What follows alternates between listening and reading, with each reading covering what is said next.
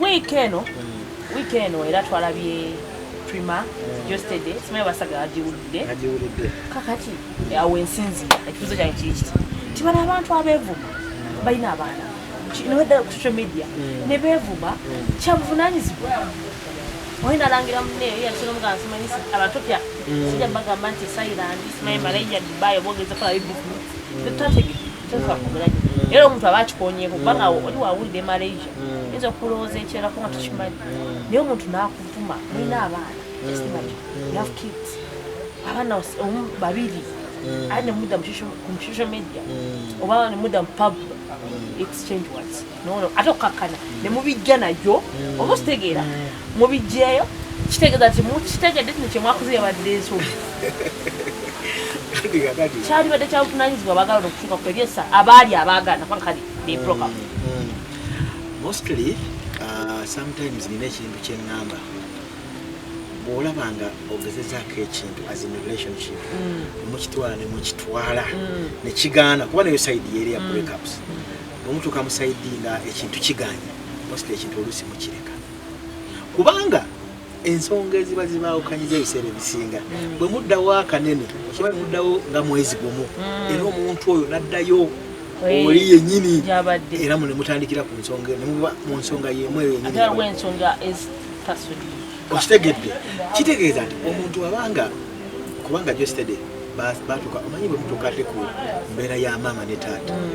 muba mutuuse ku mbeera eraga nti muli wakubeera wamu ne muva ne ku mwana asooka ne mudda ku mwana owokumeka owokubiri naye mutuuka ku mbeera ng'eyo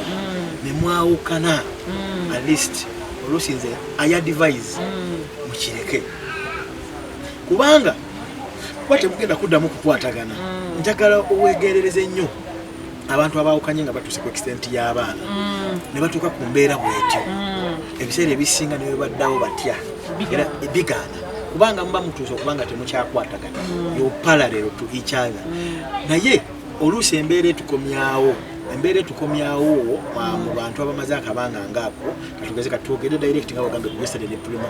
wabaawo embeera nti omu aba alina kyeyetaaga ku munne yembeera ya relationship ya ddiiru kuba Geosteady yajjanga ayagala okukola vidiyo oluyimba lwe n'ayita Prima kuba yali akimanyi nti kisobola okukola era nekimukolera just olaba tikijjayo ekifaananyi kyokuba nti onaze because of something naye Geosteady teyajja lwakuba nti nno yali mu mukwano Geosteady era yalina hinduwo gwe yapostinze ku Valentine okitegedde bulungi kitegeeza nti tulaba embeera ezeewo naye ngaezeewo lwakigendererwa otegedde but ngenda ku advisinga abantu nga bano because if your mom and dad abaana bakula social media terimba ate teyerabira social media teyina kyekweka musookenga nnyo mulowooze ku baana kubanga nze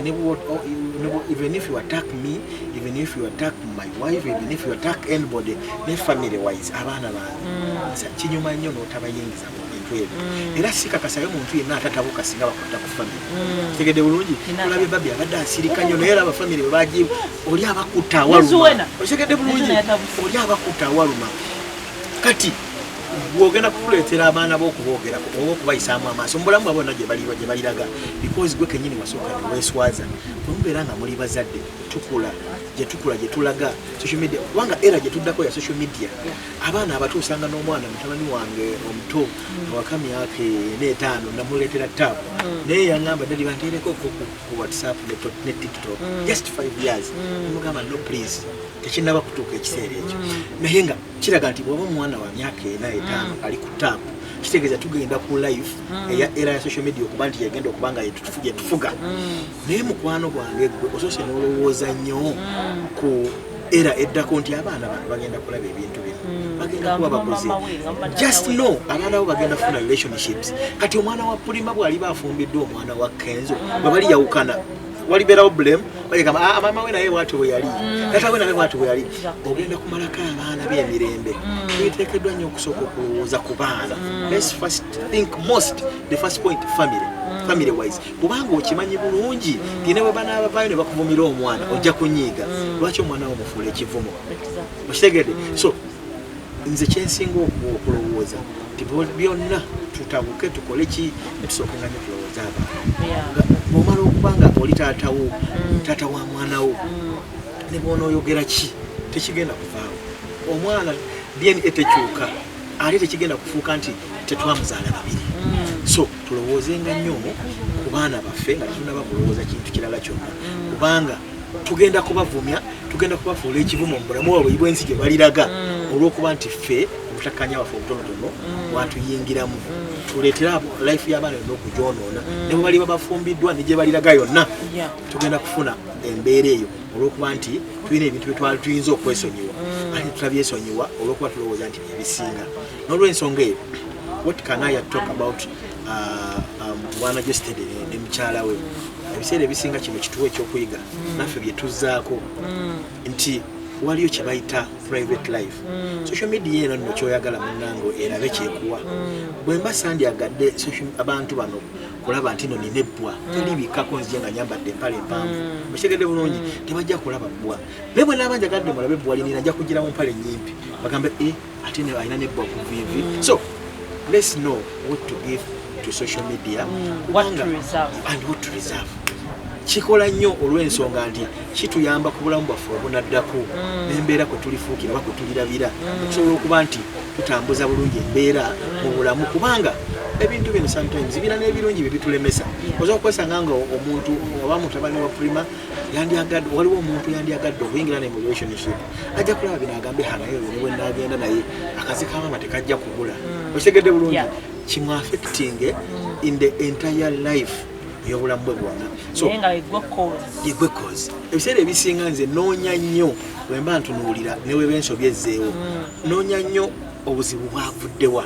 okitegedde bulungi sooka nga nnyonoonye obuzibu singa oweewala obuzibu manyi bagamba prevention is better than what cure sooka weewale obuzibu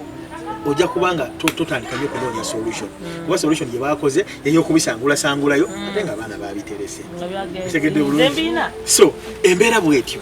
bw'oba nga olaba kintu kibadde kibi lwaki opa kuko okisimbule ng'olaba kyabadde kirungi kitegeeza nti tufubenga nnyo controlling obusungu bwaffe let's know how to control our anger kiki kyetuteekeddwa okuwa social media kubanga Geosteady ne Prima bali bantu bakulabirako balina abantu ba influencinga balina abantu abegomba okubeera nga bo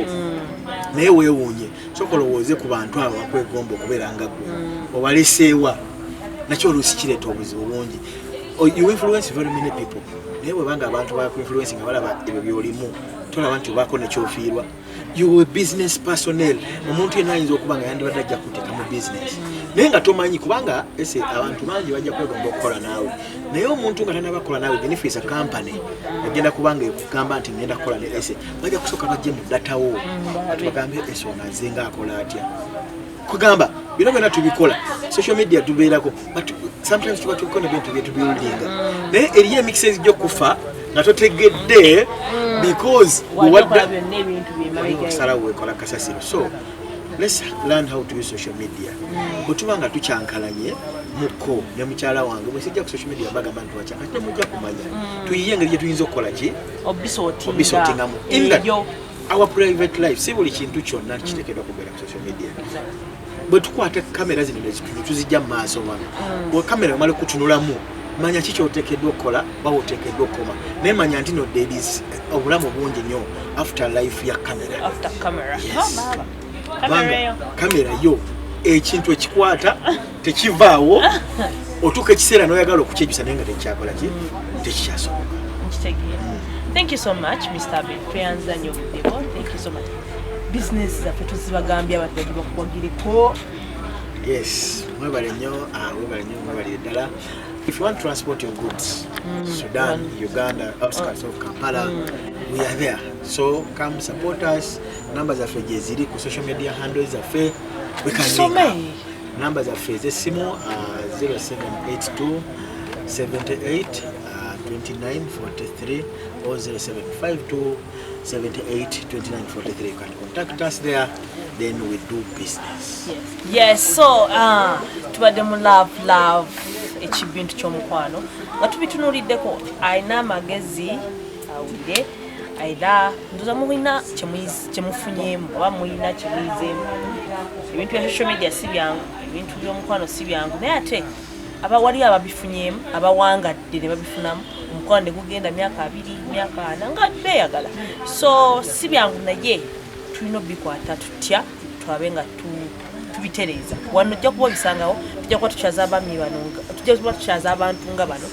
ba Mr. Bed bajje batubuulyeko tulabe nga tutereeza ebintu by'omukwano mbadde esi wano ku Atalk with esi tusigala tuli mu S Media naye nga twala mu kusobagamba nti tuli wano ku Satellite Hotel bano bayina Satellite Health Club wenda ine ebirwadde bya mutima ayagala stress zikuli bubi sijja kwogera kimbadde ngenda kwogera naye nga stress zikuli bubi nga zikuli bubi osobola okujja wano waliwo sauna waliwo steam bath waliwo aerobics waliwo gym waliwo massage therapy n'ebirala ate waliwo ne hotel wantu wonna osobola okubeerawo ka weather kalungi nnyo ka environment kalungi nnyo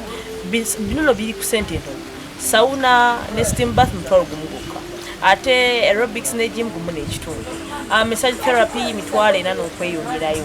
kati nno gwagamba nti osobola okusasula mwezi emitwalo 25 ng'oli wekka naye oba n'omuntu wo oba olina abantu bo nga kapo emitwalo 45 so osobola bakyayako ku website yaabwe www.satellitehotels.com oba no bakyalirako ku ekisaasi Kyanja Road nga kava ku roundabout